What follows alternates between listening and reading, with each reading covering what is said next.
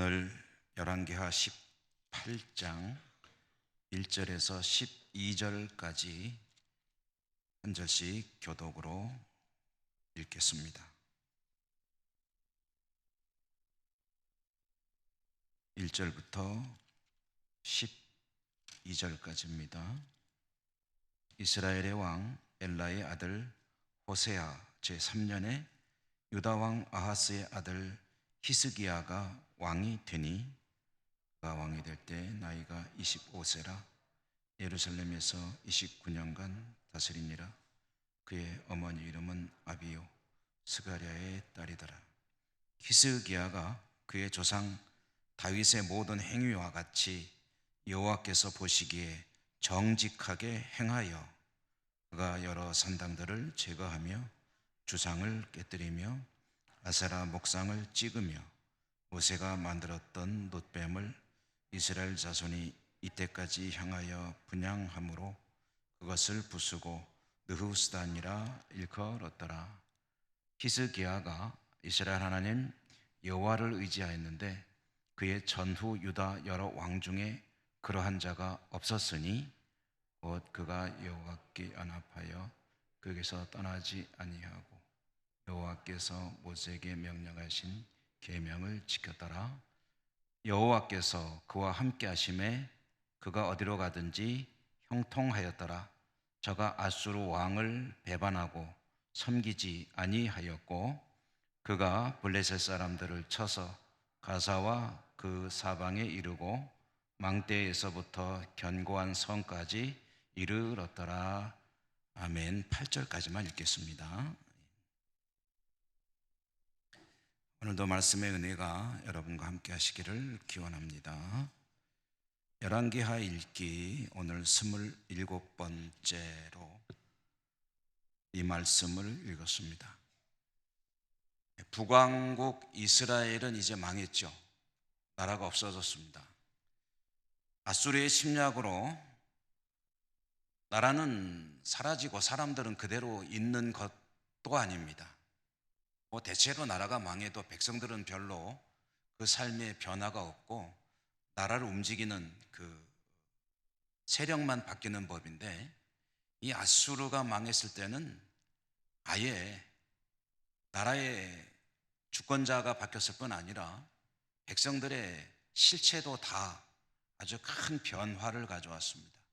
아수르는 아주 좀 지독한 그런 정책을 썼는데 다른 지역의 사람들을 데려다가 정복한 지역에다가 강제 이주를 시키고 이곳에 사는 사람들은 또 다른 곳으로 이주를 시키고 그리고 서로 통혼을 하도록 해서 피를 섞어가지고 새로운 어떤 민족을 만들어내는 거죠. 이런 여파로 이제 북왕국 이스라엘에는 사마리아인이라고 불리우는 새로운 민족이라고 하기는 좀 그렇고요. 어떤 집단의 사람들이 생겨나게 됐습니다. 그래서 이 사마리아인이라는 이름은 신약 성경에서 상당히 특별히 복음서에서 또 사도행전에서 중요한 그런 지역으로 등장하게 되죠. 자, 이제 오늘 우리가 받은 말씀 열왕기하 18장은 이제 남은 남쪽 나라인 유다 왕국의 이야기를 계속 이어가게 됩니다. 남왕국 유다의 왕실은 다윗의 혈통으로 쭉 이어져 내려왔다라는 이야기를 여러 차례 말씀드렸죠. 그것은 이제 한 두 가지 정도 이유를 우리가 생각해 볼 수 있는데, 북왕국에서는 혈통이 계속 바뀌었는데 남왕국에서는 그래도 왕실의 혈통은 끊이지 않고 이어져 내려올 수 있었던 이유, 첫째로는 하나님께서 다윗에게 주신 언약을 그래도 여러 가지로 부족하지만 지켜주고 계셨고, 또 한 가지는 남왕국 유다 왕실의 왕들은 북왕국 이스라엘의 왕들보다는 조금 낫다는 거죠. 그래서 여러 가지 어떤 정변이 끊임없었던 북왕국과는 조금 다르게 남왕국은 비교적 순탄하게 물론 정변이 없었던 것은 아니지만 그래도 북왕국에 비하면 순조롭게 혈통이 이어져 내려갔다라고 이제 말씀을 드릴 수가 있겠습니다. 이 북왕국이 없어졌기 때문에 북왕국 이야기를 잠깐만 드리면, 북왕국의 멸망은 그 이유가 뭐냐면은 하나님의 심판이죠. 물론 하나님께서 북왕국 이스라엘이 마음에 안 든다고 그래서 순식간에 그냥 즉석에서 심판을 해버리신 것은 아닙니다. 하나님은 북왕국 이스라엘이 불순종의 죄를 계속 짓고 있었지만 기다려 주셨죠. 그리고 만회할 기회를 계속 주셨습니다. 선지자를 보내셨어요. 그래서 그들이 무엇을 잘못하고 있는지를 계속 깨우치셨습니다. 그러니까 선지자들이 올 때에 뭐 한 번 왔다 가는 게 아니잖아요. 계속 오지 않습니까? 그러면 선지자들을 통해서 주시는 말씀을 듣고 그 말씀을 기준으로 해서 나의 신앙과 나의 삶에 뭔가 잘못이 있는가, 오류가 있는가, 과오가 있는가, 벗어난 게 있는가 하는 것을 계속해서 생각해 보면서 거기에 맞춰 나가야 되는 거죠. 이제 그렇게 하기를 기대하시고 하나님이 선지자들을 보내셨는데, 선지자들이 오히려 북왕국 이스라엘에서는 더더욱이 아주 험한 꼴을 당하면서 고통을 받고 때로는 죽임을 당하기도 하고 하면서 시련을 겪고, 결국 하나님의 노력과 기다림은 허사가 되었고 더 이상 하나님도 이제 기다리지 않겠다 하고 북왕국을 이제 심판하신 겁니다. 그러니까 오랜 기다림 끝에 더 이상 두는 것이 무의미하다라고 판단될 때 하나님은 북왕국을 심판하셨다라는 것이죠. 남왕국은 좀 전에도 말씀드렸지만 북왕국보다는 형편이 조금 나았다. 그러나 남왕국의 왕들이 하나님께서 기뻐하시는 그들의 조상 다윗과 같이 아주 괜찮은 임금이 있었느냐 하면 그건 그렇지는 않았습니다. 다윗과 같은 훌륭한 임금은 다시는 나오지 않고 있었습니다. 남왕국의 왕들의 신앙을 표현해 본다면 아마 기본만 하는 정도, 그러니까 좀 애매한 정도, 요 신앙의 요 상태를 야단을 치자니 조금 하고 잘한다고 하자니 모자라고, 그러니까 겨우겨우 낙제만 하지 않는 선에서 이어가는 그런 정도라고 보면 될 것 같습니다. 기본만 하는 정도. 하나님이 보실 때 야, 기분 좋다, 정말 내 마음에 쏙 드는구나 하는 그들의 조상 다윗과 같은 임금은 없었고, 그렇다고 해서 북왕국처럼 그냥 막 그 심판을 하자니 그 정도까지는 아니고, 그러니 그냥 놔두는 거죠. 커트라인에서 왔다 갔다 하는. 그런데 그 남왕국의 왕들이 그래도 그나마 하나님이 좀 두고 보시는 정도였는데, 요즘 말로 역대급 기가 막힌 그런 악한 왕이 하나 나왔죠. 지금까지는 그래도 낙제 점수는 맞지 않았던 왕들이 쭉 이어져 내려왔는데, 근데 이 사람은 도저히 봐줄 수 없는 그런 악한 왕이 하나가 툭 튀어나왔는데, 그게 누구냐면 아하스라고 하는 임금이었죠. 이 아하스에 대해서는 우리가 이미 상세히 알아보았으므로 더 반복하지는 않겠습니다만은, 남왕국에서 이런 임금이 나왔다는 것이 정말 놀라울 정도로 악한, 하나님 앞에 정말 악했던 그런 임금이었습니다. 근데 그가 죽었죠. 그가 죽은 뒤에 그 뒤를 이은 사람이 누구냐면은 그 이름도 아주 우리가 잘 알고 있는 히스기야 임금이었습니다. 아하스의 아들이었습니다. 오늘 우리가 읽은 말씀에 보면 아하스의 아들 히스기야는 25살의 임금이 되었습니다. 그래서 몇 년 동안 왕 노릇했냐면 29년 동안. 그러니까 25 플러스 29 하면 한 50대 초중반까지 왕 노릇하다가 별세한 것을 알 수가 있죠. 히스기야는 그 아버지 엉터리 아하스와는 완전히 반대되는 그런 신앙을 가지고 있는 사람이었습니다. 아버지 아하스가 안 좋은 쪽으로 그 아버지 아하스의 아버지는 요담이라고 하는 임금인데 요담과는 완전히 이 실패작이라고 해야 되나요? 그런 아들로서 남왕국 유다에 이런 임금이 있을 수 있을까 할 정도로 엉터리라고 한다면은 히스기야는 아버지와는 반대 입장에서 와 이런 임금이 또 있을 수가 있겠나 하는 그런 임금으로 이제 왕위에 재위했던 그런 사람입니다. 이걸 보면은요, 그러니까 아하스와 히스기야 부작 그리고 그 앞에 있는 요담과 아하스, 히스기야 요 3대 이르는 그 가정, 그 가문의 흐름을 보면은 아버지 조상의 신앙이 자녀의 신앙에 반드시 정비례하는 거는 아닌 것 같아요.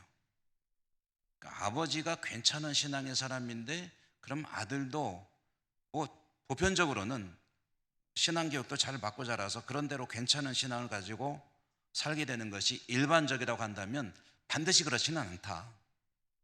아버지는 훌륭한데 아들은 엉터리일 수가 있고 아버지는 엉터리인데 아들은 또 아주 괜찮은 그런 신앙으로 이제 성장할 수도 있겠다 하는 것을 이제 보여주는 것이 바로 요담과 아하스와 히스기야 이 3대에 걸친 사람들의 이야기죠. 자, 히스기야 이야기가 본격적으로 시작이 됩니다. 히스기야는 정말 특별한 사람이었습니다. 3절에 보면 그는 그 조상 다윗의 모든 행위와 같이 여호와께서 보시기에 정직하게 행하였다라고 성경이 전해주는데 이런 평가를 들은 사람은 처음입니다. 지금까지 이런 사람이 없었습니다. 다윗의 길로 따르기는 했지만 그러나 뭔가 좀 부족했다는 평가를 다 들었는데 이 히스기야는 말하자면 남북 왕조를 통틀어서 처음으로 제2의 다윗이라고 해도 되는 사람이었습니다. 그러면 히스기야의 신앙이 도대체 어땠길래 이렇게 다윗을 방불하는 그런 사람으로 하나님께서 평가를 해 주셨을까? 오늘 우리가 읽은 말씀 속에 히스기야의 업적이 몇 가지가 이제 나오고 있죠. 이제 4절에 그 이야기가 나옵니다.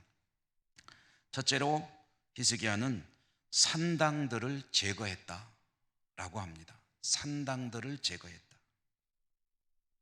아마 이것이 히스기야의 업적의 대표적인 그런 빛나는 업적일 것으로 보입니다. 그동안 괜찮은 왕들이 제법 있었지만 그런데 성경은 항상 그들에 대해서 평가를 할 때 아쉬움을 표했습니다. 잘했는데 하고 꼭 끝에 가서 꼬리를 물고 나오는 게 뭐였었죠? 그러나 산당은 제거하지 못했다 라는 이야기가 꼬리표처럼 따라옵니다. 그러니까 지금까지 이 남왕국 유다의 역대 왕들 중에 산당을 제거해야 한다는 그런 사명을 가지고 있는 사람들이 임금들인데 그 중에 이 일에 성공한 사람이 없었다는 거예요. 그런데 히스기야가 드디어 산당들을 제거했다. 산당 이야기를 여러 차례 드렸습니다만은 혹시 여러분들이 또 이제 기억이 잘 안 나실 수도 있으니까 간단히 다시 한번 말씀드리면 이 산당을 왜 그렇게 임금들이 막강한 권력을 가진 사람들이 제거하지 못한 것일까? 근데 여러분 그 뭐 통치자라고 해서 다 모든 것을 자기가 하고 싶다고 해서 할 수 있는 건 아니잖아요. 특별히 백성들의 생활에 아주 큰 영향을 미치는 것 같으면 그거를 손대지 못할 수도 있는 거죠. 그럼 산당은 뭐냐면 이스라엘 백성들이 산에서 제사를 드리는, 신에게 제사를 드리는 산에 있는 건물이거든요.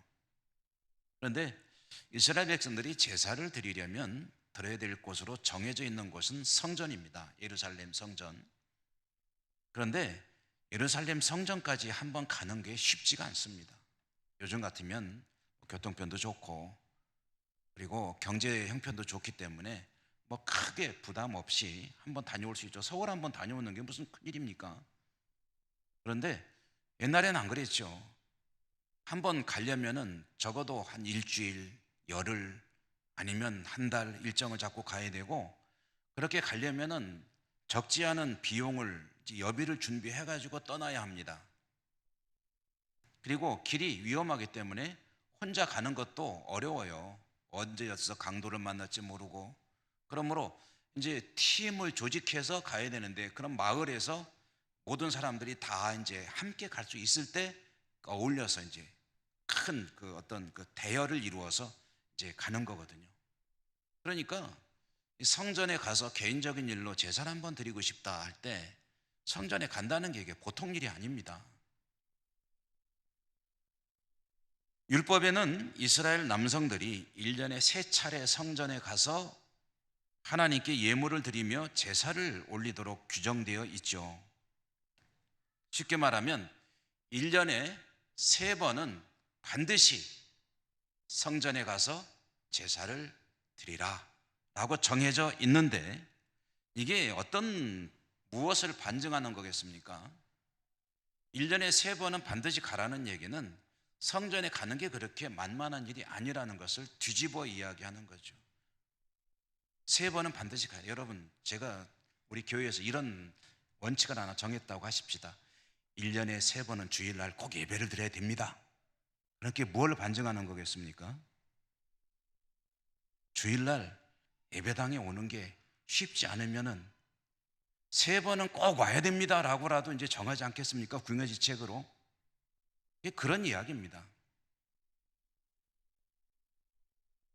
다시 말해 이스라엘 백성들이 하나님께서 제사를 받으시는 장소로 성전을 지어놓고 정해 놓으셨지만, 일반 백성들이 성전에 가는 것은 그렇게 쉬운 일이 아니기 때문에 어떤 이유가 있어서 하나님께 제사를 드리고 싶은 그 누군가가 제사를 드리기 위해 성전에 가는 것이 쉽지 않다는 거죠. 그러면 어떻게 하느냐? 산당에 가서 제사 지내는 거예요. 가까운 산당에 가서. 문제는 이 산당에서 드려지는 제사가 하나님께서 정하신 제사법에 적합하지가 못하다는 거죠. 성전에서 드리는 제사도 하나님 주신 율법에 정통하다고 할 제사장들이 인도하는 그 집례하는 제사도 엉터리인 경우가 많았는데, 제사장도 없고 율법에 대해서 제대로 잘 알지도 못하고 그런 사람들이 자기 마음대로 가서 예를 들어서 제사를 드린다고 한다면 그게 하나님이 받으시는 제사일 수 있겠느냐? 그리고 잘 모르다 보니까 무슨 일이 벌어지냐면, 백성들은 알게 모르게, 자기도 모르게, 때로는 고의로 그런 경우도 있겠지만 과실로라도 우상을 섬기는 그런 제사를 드리는 경우가 있는 거예요. 그러니 산당은 한마디로 말하면 이스라엘 백성들의 신앙의 고질적인 병폐로 작용하고 있던 그런 요소였다. 그러니 하나님은 이거 좀 다 좀 폐쇄했으면 좋겠다. 그런데 아무도 그거 손을 못 대는 거예요. 왜냐하면 백성들의 삶에 지대한 영향을 미치고 있기 때문에 차마 손을 못 대고 그냥 이어져 내려왔는데, 히스기야가 드디어 그 수건 사업을 이루었다. 일단 깨고 보자. 이게 하나님 보시기에 좋지 못하다. 일단 다 무너뜨려라. 해가지고 산당을 다 파괴를 해버리는 겁니다. 엄청난 종교개혁을 하는 거죠. 그리고 성경에 보면 4절에 보면 주상을 깨뜨린다. 주상, 이 주상할 때 주자가 무슨 주자냐면 기둥 주자입니다. 그러니까 이렇게 세워놓은 어떤 그 우상, 이건 이제 주상이라고 그래요.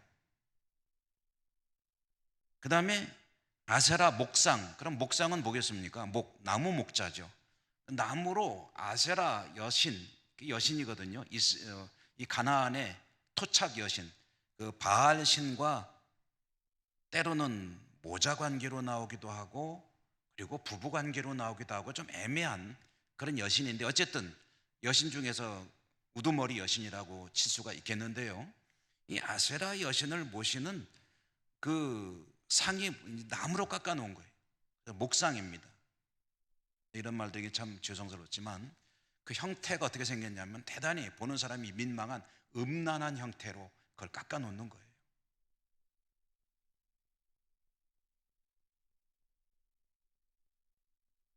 그래서 이 산당도 파괴하고 주상들도 다 깨부시고 목상들도 제거하고, 이런 말하자면은 하나님의 백성들이 하나님이 아니라 우상을 섬길 수 있는 그런 요인들을 다 제거하는데, 또 한 가지 언급되고 있는 게 뭡니까? 모세가 만들었던 놋뱀을 이스라엘 자손이 이때까지 향하여 분향함으로 그것을 부수고 느흐수단이라 일컬었더라. 그러니까 히스기야가 놋뱀도 깨버렸다 하는 얘기죠. 이게 무슨 얘기냐면요, 모세의 놋뱀이라는 게 여러분 뭔지 아시죠? 많이 들어보셨죠? 이거는 이스라엘 백성들이, 이제 민수기 21장에 나오는 이야기입니다.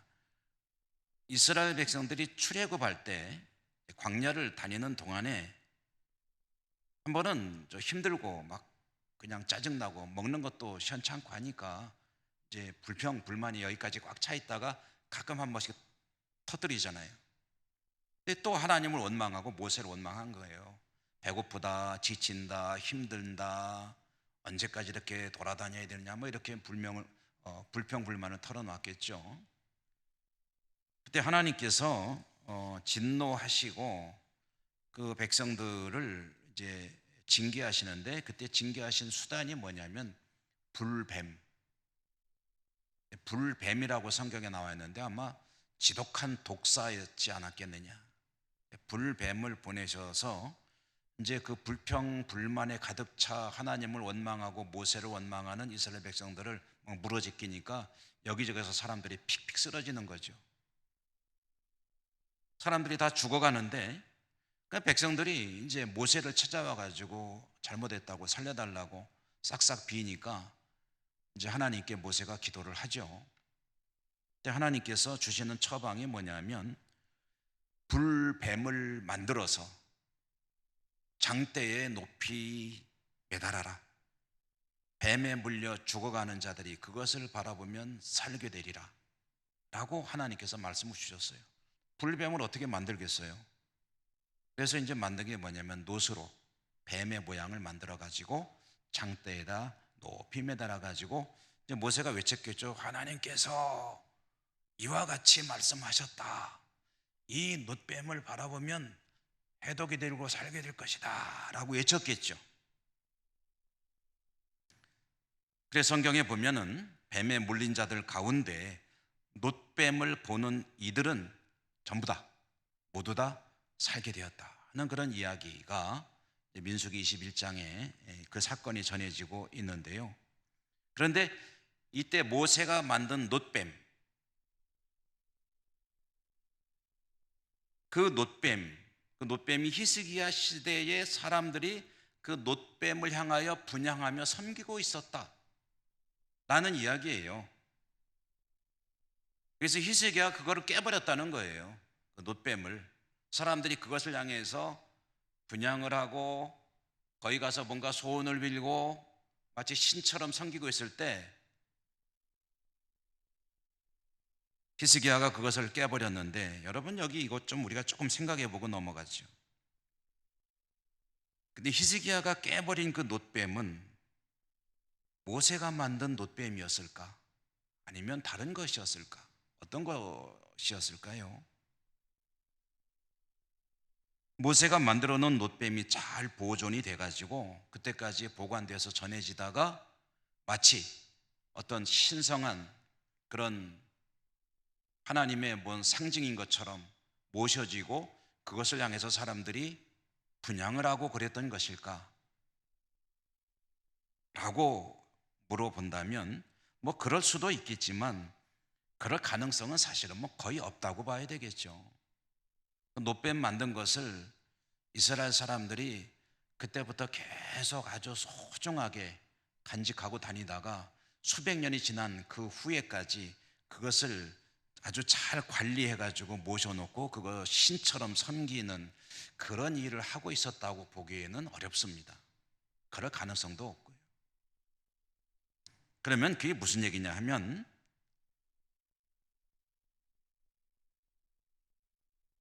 모세의 놋뱀 역사를 알고 있는 사람들이 그 놋뱀의 형상을 만들어서 거기에 어떤 신통한 능력이 있을 것으로 기대하면서 거기에 그 앞에 가서 분향하고 제사를 지내고 하면서 어떤 도움을 받으려는 그런 종교 행위를 하고 있었다라고 보아야 되겠죠. 네, 설사 이제 그것까지는 이해를 한다고 하십시다. 모세를 통해서 하나님이 역사하셨던 놋뱀이었고, 내가 좀 몸이 많이 아프다, 그런데 과거에 그런 일이 있었으니까 놋뱀 만들어 놓고 거기 가서 이제 뭔가 빌어 가지고 어떤 그 치유 기적을 경험하고 싶다는 그런 마음은 이해는 할 수가 있겠는데, 근데 과연 그 놋뱀이 어떻게 전해지고 있었을까? 뭐 제가 실물이나 사진도 보지는 못했지만, 그러나 성경을 연구하는 자료들을 통해서 보게 되면은 이 지역에서 놋뱀 형태의 유물들이 발굴이 되고 있습니다. 유물들이 발굴이 되는데, 그 발굴되는 놋뱀, 그러니까 모세의 놋뱀이라고 만든 거겠죠. 그 유물들이 보게 되면 그 형태가 성경에서 말하는 그런 모양이 아니고 아세라 여신의 얼굴을 한 뱀이 이렇게 똘똘똘똘 말려 있다거나, 뭔가 이게 좀 가나안의 어떤 토착 신화와 섞여버린 그런 형태의 놋뱀의 형태의 유물들이 발견이 된다는 거예요. 그럼 그게 무엇을 말해주는 거겠습니까?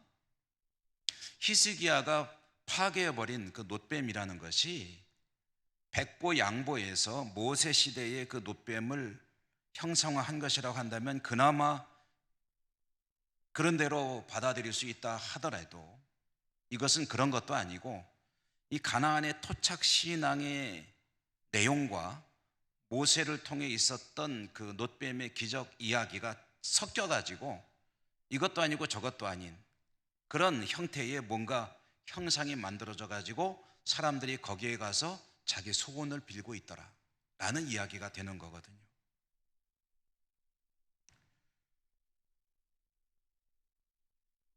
다시 말해, 모세의 놋뱀이 아닌 이방의 우상들이 섞여 있는 그런 이상한 뱀의 틀의 모양을 만들어 놓고 거기 가서 그것을 섬기고 있었더라. 사실 모세의 놋뱀을 섬기는 것도 하나님 보시기에 결코 좋은 일이 아니죠.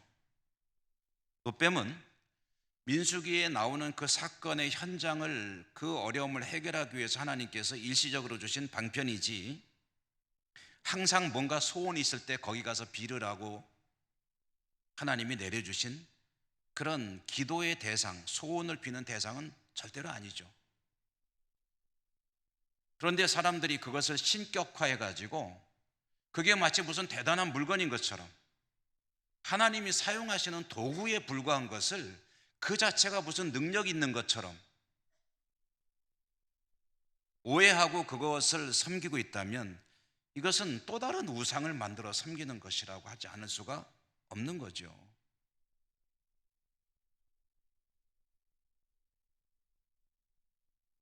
어찌되었든 히스기야는 그 사실을 알고 놋뱀을 부숴버렸습니다. 그리고 부서진 놋뱀을 부르는 이름이 뭐냐면은 느후수단. 느후수단.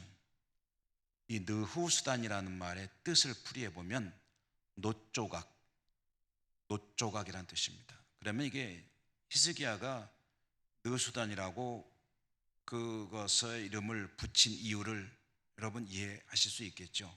놋조각. 야, 이거 놋조각이야, 놋조각이. 쪼가리라는 말 쓰시나요? 쪼가리. 놋조가리야 이거. 아무것도 아니야.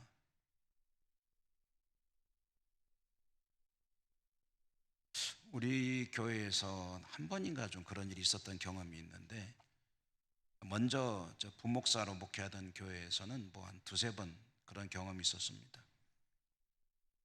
새가족도 있고 조금 신앙생활 하신 분도 그런 경우가 있는데, 되게 신방을 가면은요, 뭐 붙여놓은 거, 걸어놓은 거, 단지 속에 넣어놓은 거, 이런 것 때문에 굉장히 좀 어떤 두려움을 갖고 있는 분들이 있어요. 새가족 이제 등록 신방을 가는데 벽에 이제 딱 붙여 있는 거, 이런 거, 이제 그런 것 때문에 어떻게 하면 되냐고, 그러면 띄워버리시라고.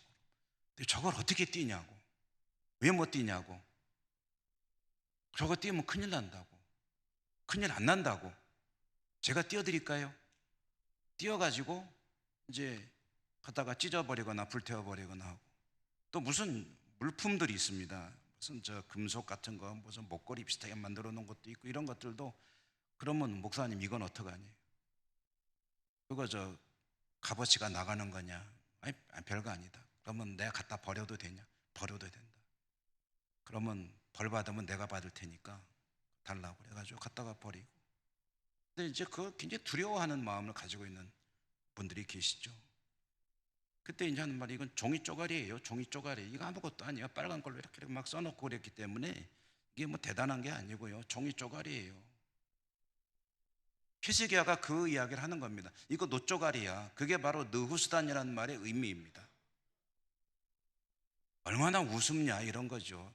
야, 이걸 가지고 여기 가서 뭐 소원을 빌고 참 웃긴다. 그런 의미가 들어있는 말이 느후수단의 의미입니다.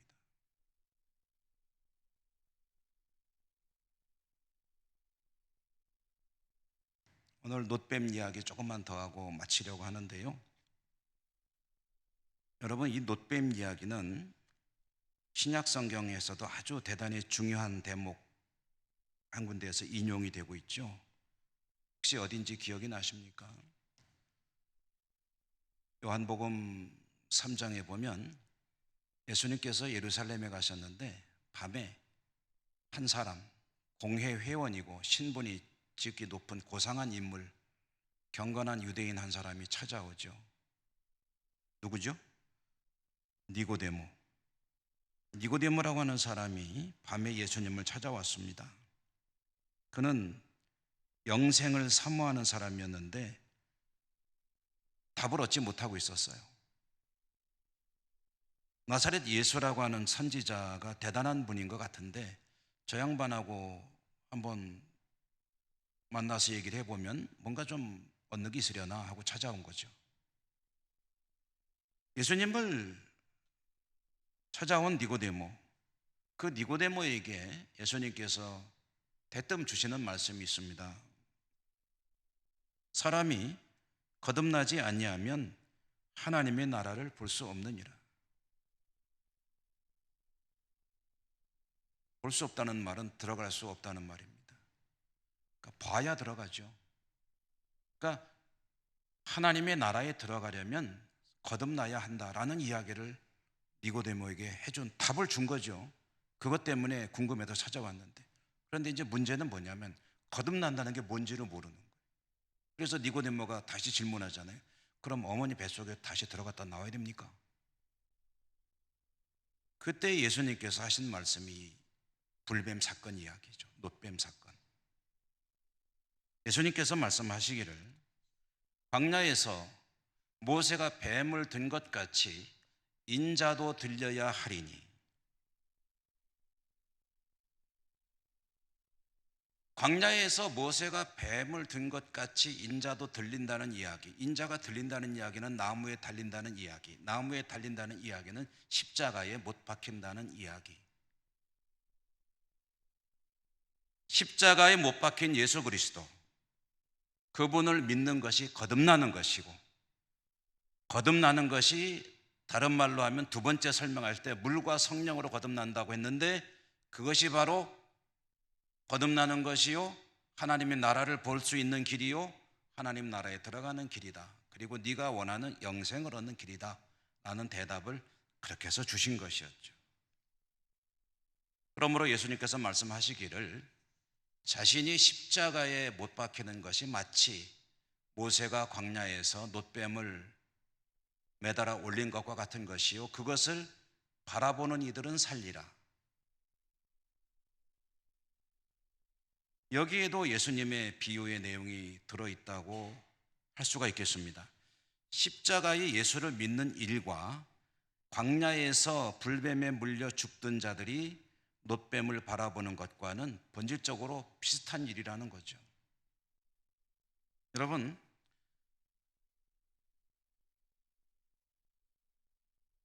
혹시 뱀에게 물려보신 적 있습니까? 그런 일이 있어서는 안 되겠죠. 근데 독사에게 물리면 어떻게 됩니까? 산에를 가시든 아니면 밭에서 일을 하시든 어쩌다가 나는 못 봤는데 뱀이 탁 물었다. 우리 집사님 댁에 신방을 한번 갔더니 밭에서 일을 하다가 뱀을 3번 집었다고 그러시더라고요. 그분은 이제 시각장애를 갖고 계시니까 안 보이잖아요. 안 보이고 그냥 밭에서 그냥 갖고 있는 감각으로 밭일을 하시는데 안 보이니까 콱 집는데 그게 뱀이 있었던 거죠. 그래서 그 뱀을 손으로 집은 경험이 3번 있으시대요. 그러면 내가 아이고 그거 어떻게 하셨냐고 그랬더니 딱 집는 순간 그 뭔가 딱 느낌이 오면은 바로 확 집어 던진다 그래요. 그래서 뭐 해를 당한 적은 없으시다 그래요. 그러니까 어쨌든 만약에 이 불뱀과 같은 지독한 독사에 물렸다 그러면은 어떻게 됩니까? 빨리 병원으로 가야죠. 광야에서도 놋뱀에 물렸다 그러면 해독제가 필요하죠. 하나님이 내놓으신 처방이 뭐예요? 뱀을 만들어 매달아 놓고 그것을 바라보면 살리라 라는 이야기는 뭡니까? 뱀이 해독을 하는 게 아니라 하나님의 말씀을 믿는 자들에게 하나님께서 생명을 주신다는 거죠. 전혀 상관관계가 없습니다. 뱀에 물린 사람이 놋뱀을 쳐다보는 게 해독하고 무슨 관계가 있습니까? 그런데 치유의 효과가 나타나는 것은 그 놋뱀에 있는 것이 아니라 하나님의 말씀을 믿는 그 믿음으로 인해서 나타나는 것이죠. 거듭나는 것과 십자가가 무슨 상관이 있습니까? 전도하다 보면 답답할 때 있죠. 우리가 죄인인데 그런데 예수님이 십자가 대신 죽으심으로 우리의 죄가 이 얘기 확 하면은 도대체 그게 나와 무슨 상관이냐? 죄인이라는 것도 이해가 되지 않을 뿐더러 그 양반이 십자가에 죽으신 거하고 내 죄하고 무슨 상관이 있느냐?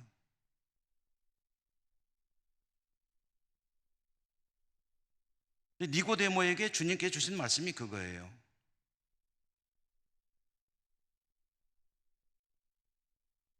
모세가 뱀을 매달듯이 인자가 매달리게 될 터인데 그 십자가의 보혈 그것을 믿음으로 받아들이고 믿는 자에게 하나님께서 영생을 주신다. 아무 상관없는 것 같지만 결국 그 사이에 있는 게 뭡니까? 하나님의 약속이죠. 하나님의 약속으로 영생과 십자가가 연결이 되는 거죠.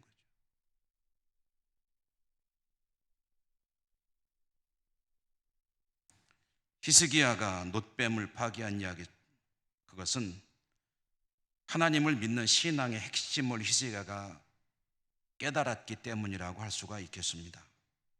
하나님의 은혜와 은총은 어떤 물건이나 형상이나 제도나 그런 것에 의한 것이 아니라 하나님의 말씀에 있다.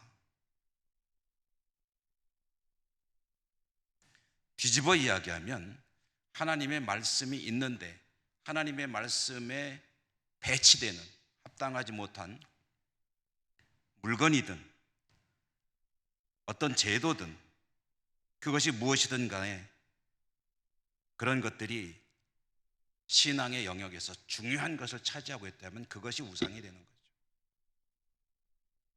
그리고 그것은 반드시 깨져야 될 대상이 되는 것 아니겠습니까?